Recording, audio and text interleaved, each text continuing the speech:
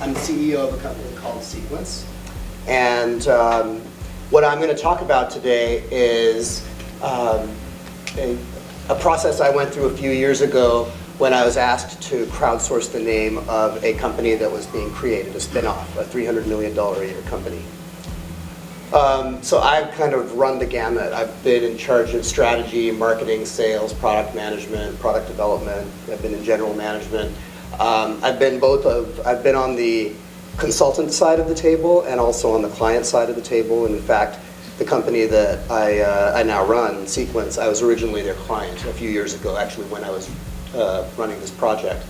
At Sequence, I mean, just to give you a little bit of context, we work for some of the biggest brands in the world. Our clients are, in our New York office, we work for Chipotle Mexican Grill, Food Network, HGTV, WebMD, Bloomberg. And out of our California offices, our San Francisco office, we work for Apple, Google, Chevron, Best Buy. So we have kind of a breadth of work that we do, starting from strategy, going into design, and then development as well. We do about 3 or 4 naming projects a year. A couple of the more recent ones are companies Lytro. It's a startup that created a computational, a light field camera. It's computational photography.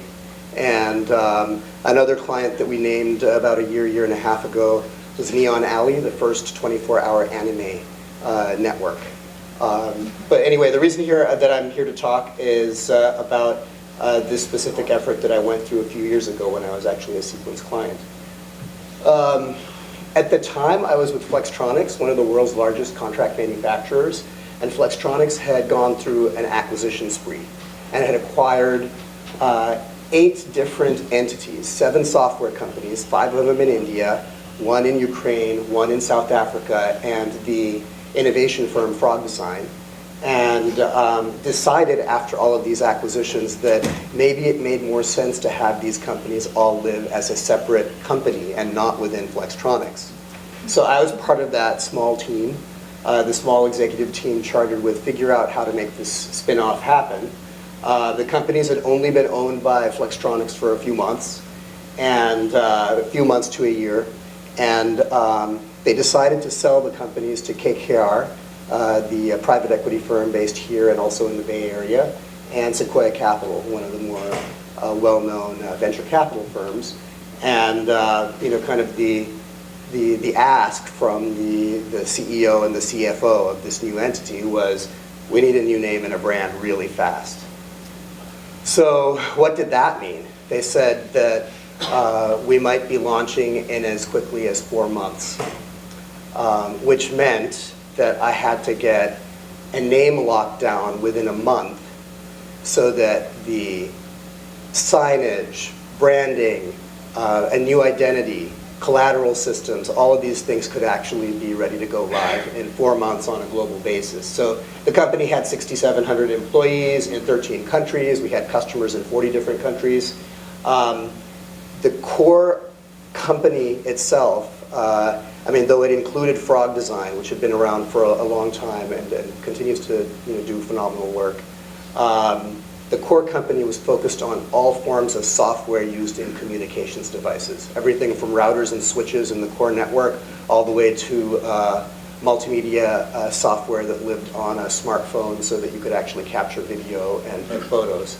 So the name had to be appropriate to that segment, and there was a really strong feeling on the part of the management team that let's involve the employees in this because they're feeling a bit out of sorts to begin with. They've been acquired, they were acquired by a manufacturing company, and now all of a sudden they're being spun off again. Maybe we can create a little bit of momentum in terms of morale by actually involving them in the process. So once we decided that that was what we were going to do, we gave them the heads up and say, hey, we're inviting you to be participants in this process of naming this new $300 million a year company.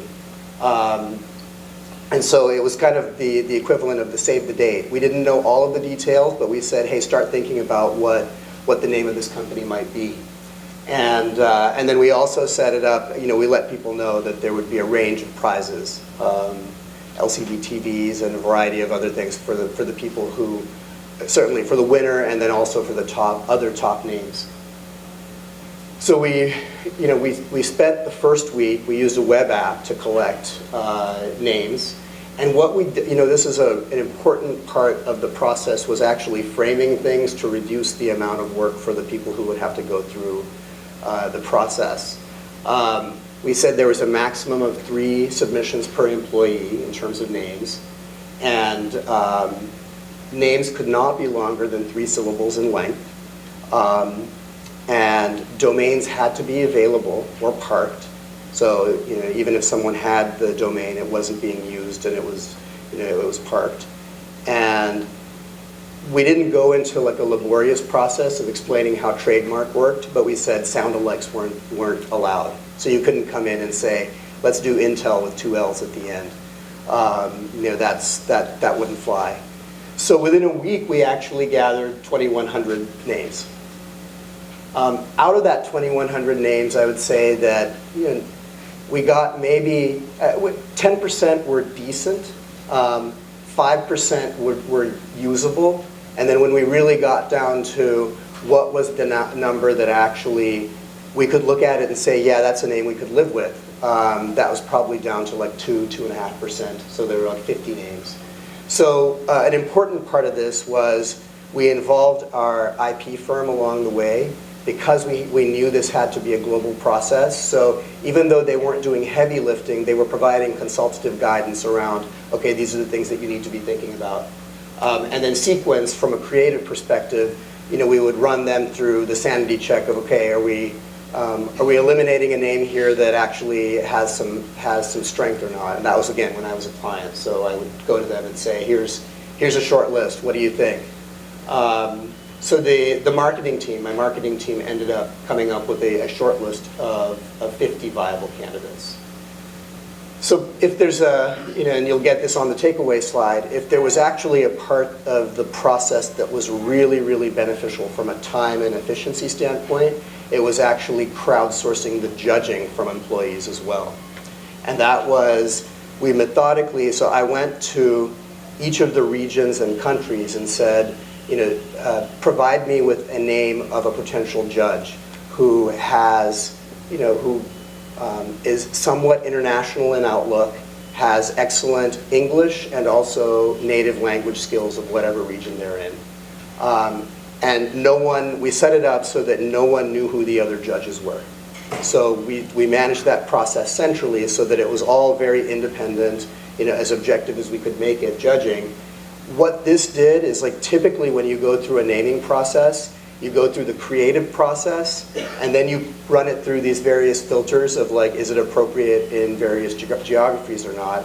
And we did that here, but we didn't actually get down to the list of 3 or 4 names before we said, okay, are these appropriate in all geographies? Because frequently what ends up happening is you choose 3 names, you say, is this appropriate in all geographies? And by the time you get you get your responses back, you've eliminated those last 3 names. So by starting with a longer list of 50 names and spreading it out geographically, we went through 2 cycles of feedback from the judges, because we did get some things where there were showstoppers. Hey, this is not appropriate in Korea. We can't use this name. Well, okay, that was one of the higher ranked names when you looked at all the other regions. And Korea was an important both customer and employee market for us, and so we decided that, well, that one's off the list.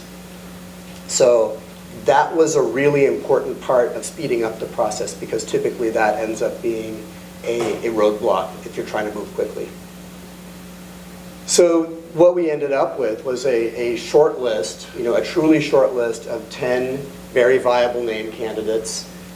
We had the domains for each of those 10 names because that was part of the process. So either we had completely available domains, or domains that we bought through an intermediary service because they were actually parked. And then also the names that the judges seemed to like in terms of this group of 40 judges. Since we really had to move quickly, we had to select the name in 4 weeks. It was interesting because my experience as a consultant has been usually you can run these processes very quickly and efficiently, and the reason you don't get things done on time are more about executive decision-making processes. So in this case, because we had the frame of, we literally have 4 months to launch this brand with new website, new identity, new name, all of these things, it was, we were very much a broken record as far as like repeating these decisions have to be made, and if we don't make them in this month time frame, then we're jeopardizing our already ridiculously tight time frame to get all of this stuff done. So we did get it done, and it was a really fast process. Another KKR portfolio company that was a lot larger than us had gone through, in a more traditional process, an 18-month exercise to actually get their name.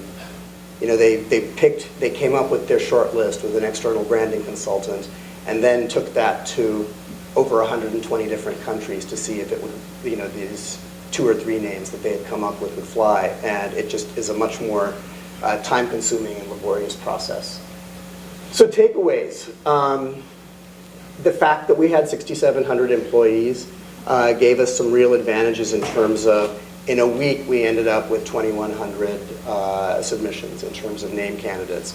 So we had a large enough pool of internal crowdsourcing participants to generate that list of names. Like I said, about 100, about roughly 5% of the names were reasonable candidates. I wouldn't say they were great. And then when we got down to good or very good candidates, that was like 20 to 50. Which again, in a week, getting 20 to 50 pretty good names is actually not a bad number at all.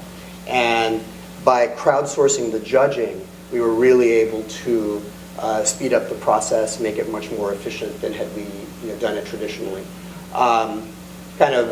Words to the wise, you really should have someone in-house or external involved in the effort who understands the more pragmatic aspects of launching a new brand and the trademark process.